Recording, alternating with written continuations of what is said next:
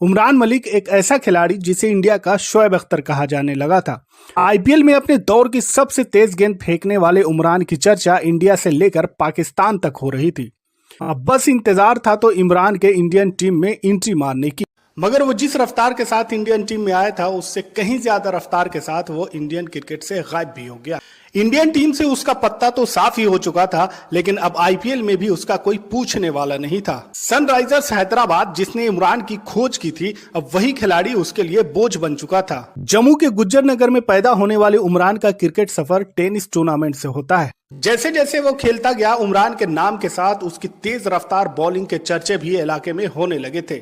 अब वो आसपास के नामी बल्लेबाजों के लिए एक खौफ बन चुका था और अपने लुक और मजबूत फिजिक की वजह से इलाके में वो गजनी के नाम से मशहूर हो गया था।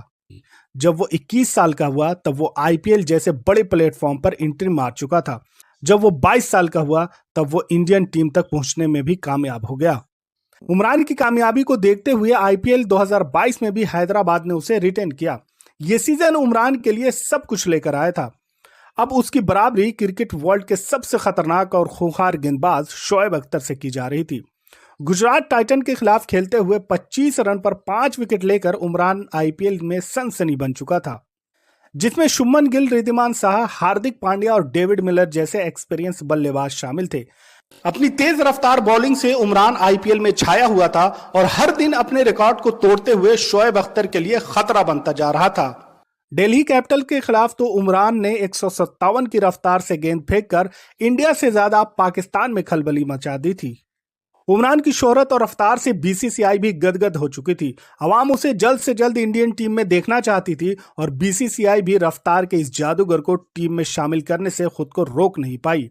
ने आयरलैंड के खिलाफ 2 मैचों की टी20 सीरीज के लिए टीम में उसे जगह मिल जाती है।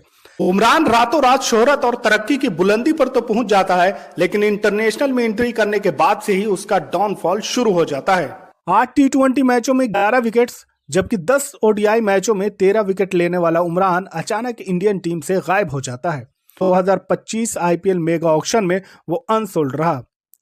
कोई टीम उसे खरीदने तक को तैयार नहीं थी। वो तो गनीमत हो केकेआर की कि उसने उसे अनसोल्ड प्लेयर की लिस्ट से बाहर निकालकर 75 लाख में खरीद लिया। उमरान को डीरेल करने में एक तरफ जहां उसकी इकोनॉमी तो दूसरी तरफ इंजरी ने भी बड़ा अहम रोल अदा किया। इन सब के बावजूद बीसीसीआई को उमरान से काफी उम्मीदें हैं।